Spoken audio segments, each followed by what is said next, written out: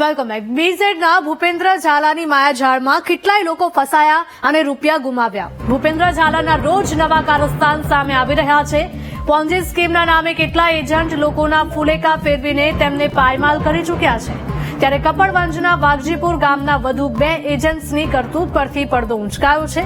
વાઘજીપુર ગામના કિરીટ પટેલ અને પોપટ ચૌહાણ નામના 2 એજન્ટ જિલ્લામાં કેટલાય લોકોને સ્કીમના નામે ચૂનો લગાવી ચૂક્યા છે. ગળતેશ્વરના ચંદ્રકાંત સેવક નામના વ્યક્તિની ₹57 લાખની જમીન વેચીને સ્કીમમાં રોકાણ કરાવ્યાનો ખુલાસો થયો છે. લોભામણી જાહેરાતો કરી લોકોની જમીનો વેચાવી એજન્ટ્સે સ્કીમમાં રોકાણો કરાવ્યાનું સામે આવ્યું છે.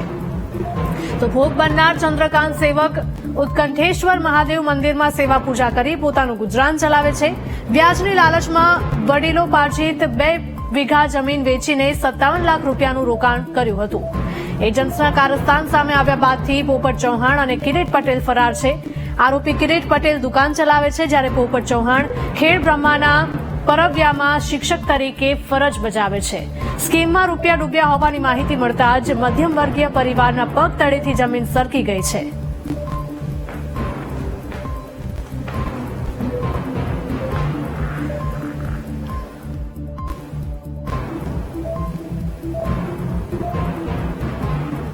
મૂડી રોકાણ સાહેબ ₹57 લાખ રૂપિયાનું છે.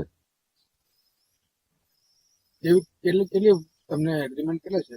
2 એગ્રીમેન્ટ અમારી પાસે છે અને બીજા 5 એગ્રીમેન્ટ ખરા ને એ એમની પાસે લેવાના. એ એમને આપવા આવ્યા હતા, પણ પાછા તરત જ એમને એવું કીધું કે ભાઈ આ મારે આની રંગીન ઝેરોક્સ કરાવવાની છે, કે મારે હું તમને ઝેરોક્સ કરીને પાછા આપું છું એમ કરીને લઈ ગયા છે. તેના પાછા જ નથી આવ્યા.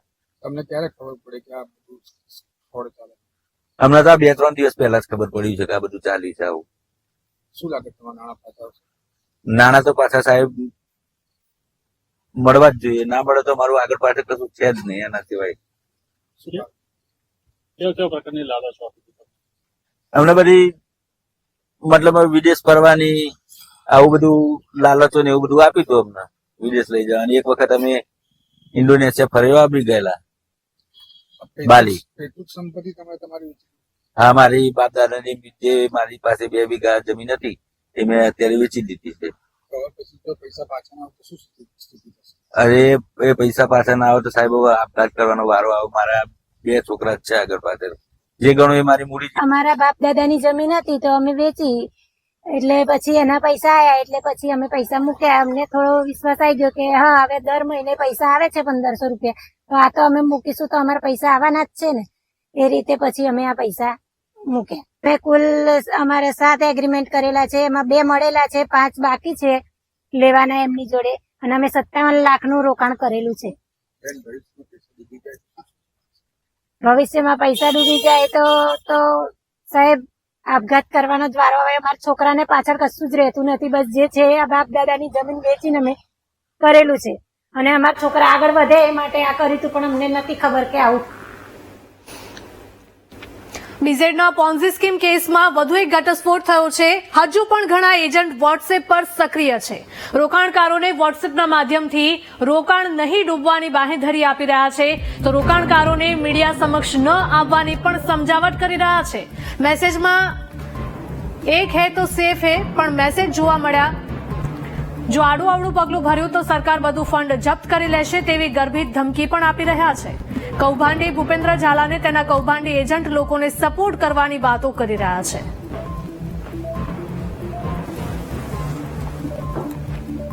તો બીઝેડના પોન્ઝી સ્કીમ કેસમાં વધુ એક ઘટસ્ફોટ થયો છે. હજુ પણ ઘણા એજન્ટ વોટ્સએપ પર સક્રિય હોવાનું સામે આવી રહ્યું છે, જેના સ્ક્રીનશોટ પણ સામે આવ્યા છે. રોકાણકારોને વોટ્સએપના માધ્યમથી રોકાણ નહીં ડૂબવાની બાંહેધરી આપી રહ્યા છે. અમારા સંવાદદાતા સંદીપ પટેલ જોડાયા છે ફોનલાઈન પર. સંદીપ, જણાવશો કે બીઝેડ ગ્રુપને લઈને વધુ ખુલાસાઓ થઈ રહ્યા છે અને વોટ્સએપ થ્રુ આ લોકો રોકાણકારોને એવી પણ ધમકીઓ આપી રહ્યા છે જો તમે કોઈને કહેશો તો પોલીસ બધી મિલકત જપ્ત કરી લેશે. હિરલ, સાબરકાંઠા જિલ્લામાં બીજેડ ગ્રુપનું કૌભાંડનો સૌથી મોટો ચોંકાવનારો ઘટસ્ફોટ થઈ રહ્યો છે, જ્યારે વધુ એક એજન્ટના વોટ્સએપ પરથી સક્રિય થયા છે અને એજન્ટો છે તે જે અરજદારો છે તેને વોટ્સએપમાં મેસેજના ફોન અને મેસેજ કરી રહ્યા છે અને હાલ જે પ્રમાણે 1 થી 5-10 તારીખની વચ્ચે તેનું જે પેમેન્ટ છે તે ચૂકવવાની વાત છે તે કરી રહ્યા છે. જે રોકાણકારો છે તેને દિલાસો પણ આપી રહ્યા છે ને સોશિયલ મીડિયામાં જે પ્રમાણે મીડિયામાં જે ચાલી રહી છે તેનાથી દૂર રહેવાનું પણ કરી રહ્યા છે.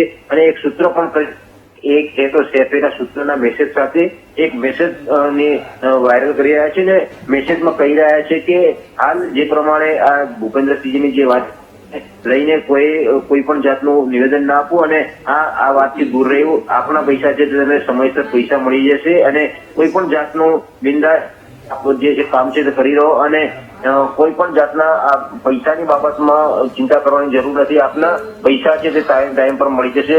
એટલે કે સોશિયલ એક એપનો એક મેસેજ છે તે વાયરલ થઈ રહ્યો છે ને ઇન્વેસ્ટ કરતાઓને પણ દિલાસો આપતો એક મેસેજ છે તે વાયરલ કરતા જે એજન્ટો છે તે રહ્યા છે. હાલ એજન્ટો છે તે ખાનગી જે વોટ્સએપ છે તેના માધ્યમથી તેનો સંપર્ક પણ કરી રહ્યા છે. તો બીજી તરફ સાબરકાંઠા જિલ્લામાં ગઈકાલ અનિલ પટેલ નામના જે વ્યક્તિ છે તેમને કાંભોઈ પોલીસ સ્ટેશનમાં ફરિયાદ નોંધાવવા ગયા હતા અને ત્યારબાદ જે એજન્ટો છે તેને આ વાતની જાણ થતા તાત્કાલિક ધોરણે તેને 1 લાખ રૂપિયા જેટલી રકમ છે તે જે તેને ઇન્વેસ્ટ કર્યા હતા તેને પૈસા પણ આપવાની જે વાત છે તે સામે આવી છે. એટલે કે હવે એજન્ટો પણ હવે જે તકલીફ કામ કરતા હોય તે એજન્ટો પણ હવે સક્રિય થયા છે ને સોશિયલ મીડિયાના માધ્યમથી તમામ જે રોકાણકારો છે તેને પણ આ બાબતે આપી રહ્યા છે ને કોઈ પણ જાતનું સોશિયલ મીડિયામાં કોઈ લખાણ કે કોઈ પણ જાતનું નિવેદન ના આપવાની પણ હાલ એ સોશિયલ મીડિયામાં માધ્યમથી તેમ લોકોને જણાવી રહ્યા